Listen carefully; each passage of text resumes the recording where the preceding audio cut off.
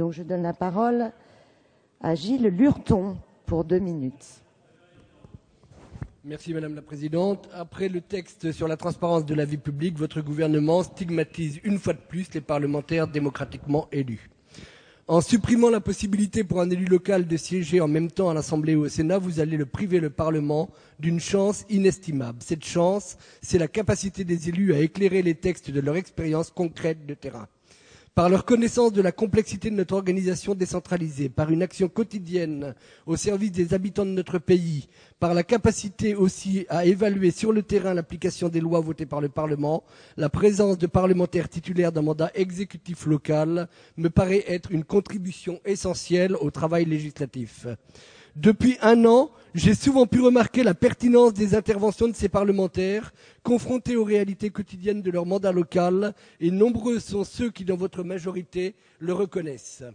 Vous-même, Monsieur le ministre, avez récemment affirmé votre attachement à votre mandat de maire et à son lien avec, selon vos propres termes, la belle responsabilité de législateur.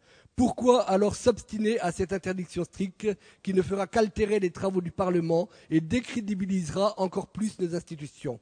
Vous le verrez, Monsieur le ministre, le législateur ne sera plus élu pour ses capacités reconnues par ses électeurs, mais pour la place qu'il occupera au sein de son parti politique.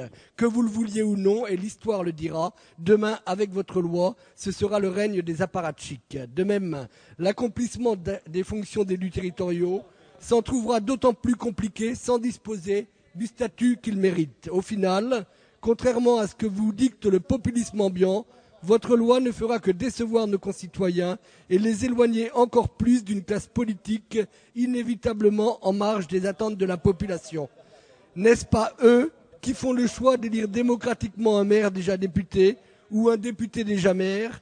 Laissez aux électeurs la liberté de décider de qui ils veulent pour les représenter. Merci beaucoup, Monsieur Lurton. Vous avez parfaitement respecté le temps.